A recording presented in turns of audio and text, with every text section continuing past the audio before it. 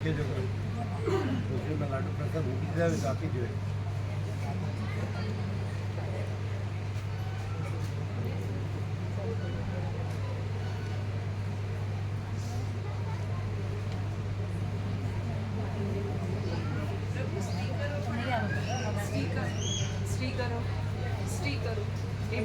બરાબર હા બોલે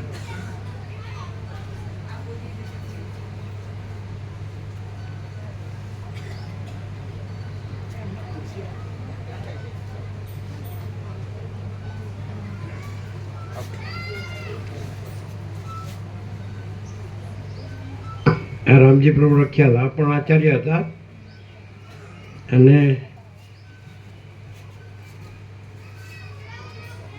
આ જગ્યામાં એ બધાની પ્રેરણા એમની ને વિવેક પ્રભુને જોઈતા પ્રભુના ચિરંજીવ નટુ પ્રભુ એમના કાકા હતા. એ સંપૂર્ણ ભગવાનના માણસ હતા. જોઈતા પ્રભુ લાભ લેતા. એમના ચિરંજીવ નટુ પ્રભુ, આમના ચિરંજીવ વિવેક પ્રભુ અમદાવાદ આવીને કે લાભ આપો અને બધાએ ખૂબ ભગવાન લાભ લીધો.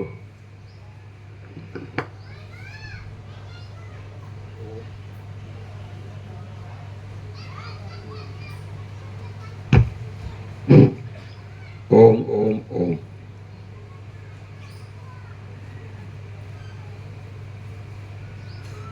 જય પ્રભુ. એમ થયા કરતું હતું. પ્રભુજીનો તત્વબોધ આવીને લગભગ 1.25 કલાક સાંભળ્યું. આજે એમ થયું કે બોલવાનું નથી, જીવવાનું છે. રહી ગયું આટલું જ છે. આપણે કહેવાય કે મહાપુરુષો બહુ મળ્યા, કહીએ છીએ ને, ઘણા બધા મહાપુરુષો મળ્યા, ઘણા બધા ગુરુઓ મળ્યા, ઘણા બધા શાસ્ત્રો મળ્યા, પણ એ મળ્યા એનાથી શું થયું? આપણને શું ફાયદો થયો? ખેતર ખેડ્યા કર્યું, સારામાંનું બી નાખ્યા કર્યું અને ખેતરમાં લણવા ગયા, પાક કાપવા ગયા અને કશું ના કોથળો ના ભરાયો તો કઈ એ મજૂરીનો કોઈ અર્થ ખરો? આપણી આનંદ ભાવની પુણ્ય થાય છે ત્યારે પ્રભુએ કહ્યું ને કે આમણે ભાવ કર્યો, આમણે ભાવ કર્યો. ભાવ તો નહીં, આપણા બધાની પુણ્ય જાગી ને અરે સદૈવ પરમાત્મા વિશ્વની અંદર વશિષ્ઠ ઉપસ્થિત છે. એ સિવાય શક્ય બને એવું નથી. અને જો ભાવ કરીએ ને તો જ્યાં બેઠા છો ને ત્યાં જ બધું પ્રાપ્ત છે. પ્રભુજીનું અત્યારે વિચરણ કેમ ચાલે છે? એમ થાય કે પ્રભુજી અહીંયા નહીં ને અમે પાલનપુર જવાના આજે, હમણાં ત્યાં ગંગા કિનારે જઈએ ભગવાનપુરા. એ શું ચાલી રહ્યું છે? એમ પ્રભુજી આ બધું વિચારે છે ને કરે છે? ના ના, એ જીવોની એટલી બધી પુણ્ય છે ને કે એ જીવો અહીં બધા નથી આવી શકતા, ત્યારે પ્રભુ પરમાત્મા પોતે ત્યાં જાય છે. પરમાત્મા ત્યાં જઈને એમના કલ્યાણનું નિમિત્ત બને છે. એટલે આ કોઈ નાની ઘટના નથી. આ કોઈ નાની ઘટના નથી. જ્યારે જ્યારે જે કંઈ બને છે ને ત્યારે એમાં બસ પરમાત્માની અસીમ કૃપા સિવાય કંઈ નથી. અને અહીંયા હવે આ 15 ઓગસ્ટ આવશે, પ્રભુજીના અહીંયા આગમનને 2 વર્ષ પૂરા થશે. અમે તો એમ કહીએ છીએ કે આ હમણાં છેલ્લે જ્યારે મારે અહીંયા સ્પાઇનનો પ્રોબ્લેમ હતો, ઓપરેશન થયું, પ્રભુજીના દર્શન કરે, પ્રભુ કે બધું થશે, બધું થશે, બરાબર છે, બધું થશે. અને કોણ જાણે આજે હું જ્યારે ઓપરેશનમાં 2.5 મહિના પહેલાં જવાનું થયું, આ પાછો આવ્યો નથી. આવવાનો નથી એટલે આ દેહ નથી રહેવાનો એમ માની હું ઓપરેશન થિયેટરમાં ગયો હતો. આ પરમાત્મા કૃપા સિવાય શક્ય બને જ નહીં. પરિવારના બધા હાજર હતા અને હું 2.5 કલાકના ઓપરેશનમાં 1 મિનિટમાં પાછો આવ્યો હોય ને એમ આવ્યો છું. અને આવીને ત્યાંથી દવાખાનેથી આવીને પ્રભુના દર્શન કરી અને આજે પણ આપણી સામે ઉપસ્થિત છું. તો આ બધી વસ્તુ કેમ બને છે? અંદરનો એક વૈરાગી ભાવ જાગશે, સત્ય સ્વરૂપ પ્રત્યેનો અનન્ય પ્રેમ જાગશે, ત્યારે કશું કરવાનું રહેશે નહીં. આપણે હજી સુધી તો સારું ખોટું વધારે આ એમ બધામાં હજી તો આપણી સાચી પસંદગી જ થઈ નથી અને એના કારણે આપણે રજળપાટ વધી ગઈ છે. પણ ખરેખર જો જોવા જઈએ તો આ અસીમ કૃપા છે. વ્યાસ પૂર્ણિમાની જે વાત આવે ને ત્યારે કોદરભી સાહેબે કહ્યું ને કે આ ઘટસ્ફોટ છે ને બહુ કોઈ પાડતું નથી. ગુરુ પૂર્ણિમા કરીને આપણે ગુરુ તત્વથી, એટલે ગુરુ એ પદ છે, તત્વ છે, કોઈ વ્યક્તિ નથી. અને આપણે વ્યક્તિની અંદર એવા બધા ઓઢોઢ થઈ ગયા છીએ ને કે બસ મારા ગુરુની કૃપા થાય. એટલે કયા ગુરુની? પ્રભુજીએ તો બહુ કડક શબ્દોમાં ઘણું બધું કહી દીધું છે. યોગ વશિષ્ઠનો તત્વ બધું બોલે ને ત્યારે કયું ભગવાનીઓને કયું ગુરુને, કારણ કે પ્રભુને તો શું છે એ પોતે સ્વરૂપ સ્થિતિ સિવાય કશું છે જ નહીં. અહર્નિશ એક પળ, એક ક્ષણ પણ પ્રભુ પોતાના સ્વરૂપથી એક ક્ષણ પણ દૂર નથી. અને એ અમે અનુભવ્યું છે અહીંયા. એટલે અમે વિશેષ નહીં કહેતા. આજે આ જગ્યા પર આપણે જે એક શાશ્વત સત્ય અને જેનાથી આપણે અનંત ભાવથી અજાણ રહ્યા છીએ. હમણાં હું ત્યાં મારી પેલી ભાણી હતી ને એને કહેતો હતો કે બેટા તમે ગુરુ એટલે તો મારે વિવેકભાઈની બેબીએ કહ્યું આત્મા. જો હજી તો 11માં ભણે છે, એટલે આત્મા એને એ થયું. પછી મેં કીધું સોનાનો સિક્કો ધૂળમાં પડી જાય એટલે એની કિંમત ઘટી ગઈ નહીં? તો કે ના, આ તો આપણા આત્મા ઉપર એ કેટલા બધા વિભાવો, અને આપણા વિકાર વિભાવ અને અનેક પ્રકારના રાગ દ્વેષ આ બધુંના પડર ચડી ગયા છે. એટલે આત્મા દેખાતો નથી, અનુભવાતો નથી.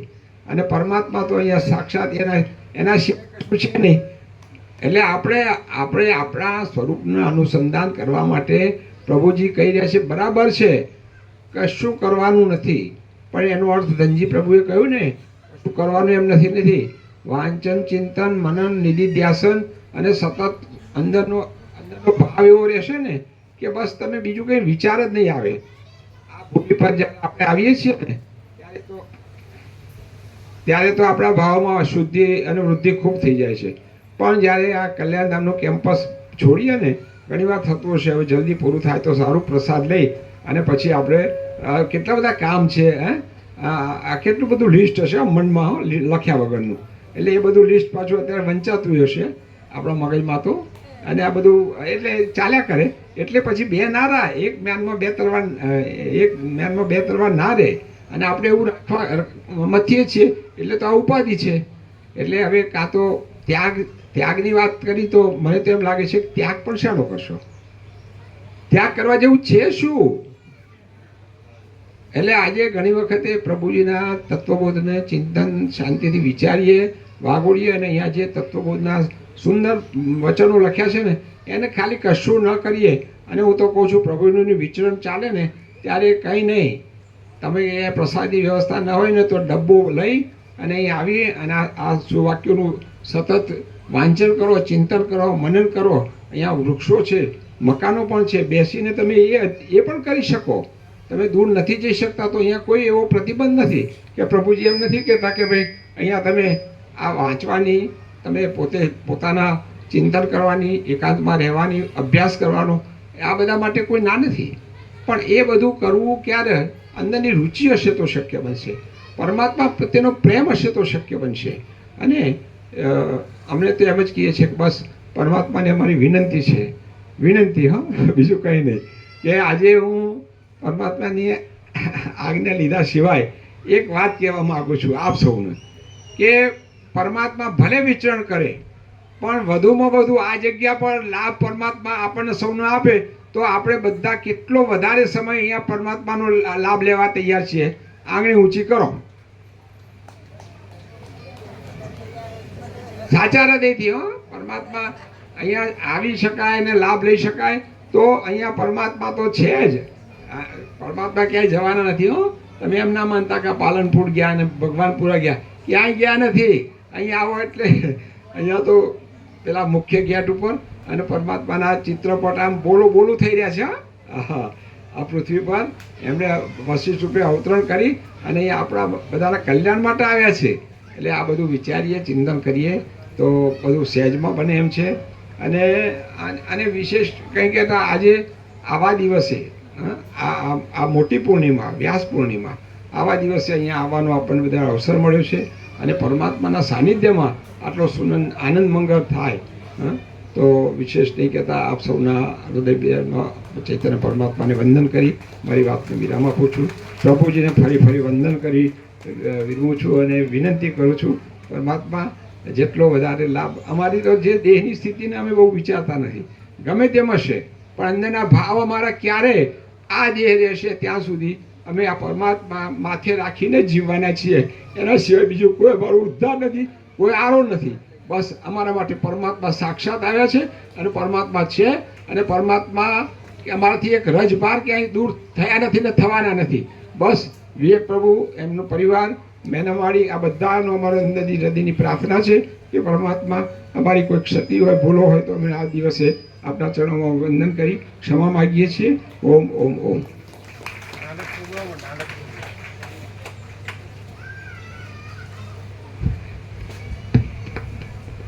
નાનક પ્રભુ ભગવાન.